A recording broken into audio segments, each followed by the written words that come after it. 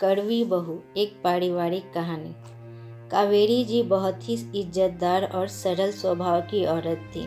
गांव में अपने मकान में वह अकेले ही रहती थी। उनके बेटे बहू शहर में जाकर बस चुके थे, लेकिन उनका उस गांव को छोड़ने का मन ही नहीं होता था, इसलिए वह वहां अकेले ही रहती थी।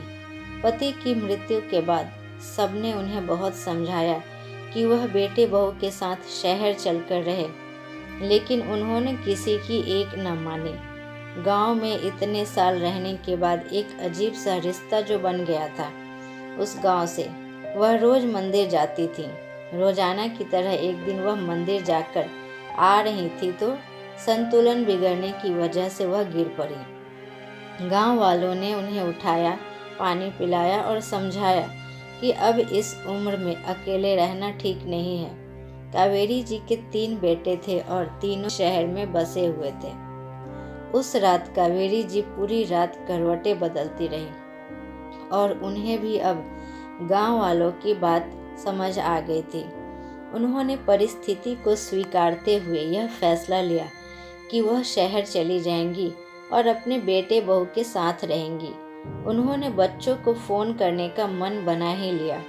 कावेरी जी की बड़ी बहू बहुत आज्ञाकारी थी, मंझली बहू मस्त मौला और तीसरी बहू स्वभाव से बहुत कड़वी थी।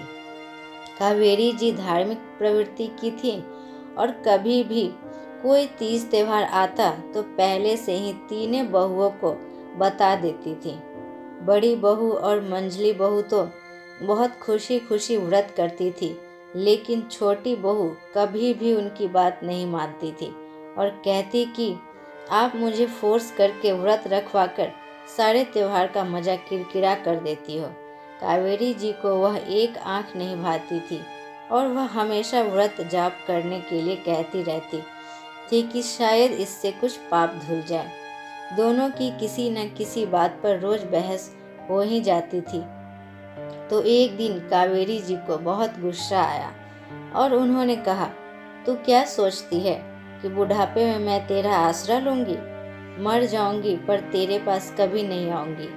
कावेरी जी ने बड़ी आस के साथ सबसे पहला फ़ोन अपनी बड़ी बहू को लगाया और बोली, मैं गिर गई हूँ और आजकल ऐसा कई बार हो गया है, तो मैं सोच रही थी कि तुम्हारे पास आ जाऊं। बड़ी बहू ने सुनते ही कहा, अभी नवरात्रि चल रहे हैं माँ जी, और मैं नवरात्रों में नंगे पांव रहती हूँ और किसी का छुआ भी नहीं खाती, तो अभी नहीं। फिर कावेरी जी ने मंझली बहू को फ़ोन किया, लेकिन उसने भी कोई बहाना बनाकर टाल दिया। जब बड़ी और मंझली बहू ने ऐसा जवाब दे दिया तो फिर छोटी बहू से क्या उम्मीद लगानी थी? वो तो पहले से ही कड़वी स्वभाव की थी। ऐसा सोच कावेरी जी अपने आने वाले कठिन समय की कल्पना कर ही रही थी कि अचानक से फ़ोन की घंटी बजी। फ़ोन उठाते ही कावेरी जी समझ गई कि कड़वी है। कड़वी ने फ़ोन उठाते ही बोलना शुरू कर दिया, गिर गए ना? आपने तो बताया ही नहीं, लेकिन मैंने भी जासूस छोड़ रखे हैं। आज आपके पोते को भेज रही हूँ लेने के लिए, आ जाना, ज़्यादा नखरे मत दिखाना।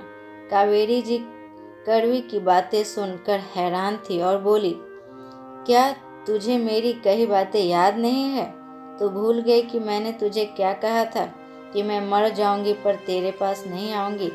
हाँ हाँ, सब याद है, भूलूंगी नहीं कभी आपके कहे हुए वो शब्द। लेकिन आप मुझे नहीं जानती, मैंने तभी यह व्रत लिया था कि इस बुढ़िया को मरने नहीं देना, और आज से मेरा व्रत शुरू हो गया है, आपकी सेवा करने का व्रत। उम्मीद करती हूँ ये कहानी आपको पसंद आए। अगर पसंद आए तो आप लाइक, शेयर और सब्सक्राइब करें।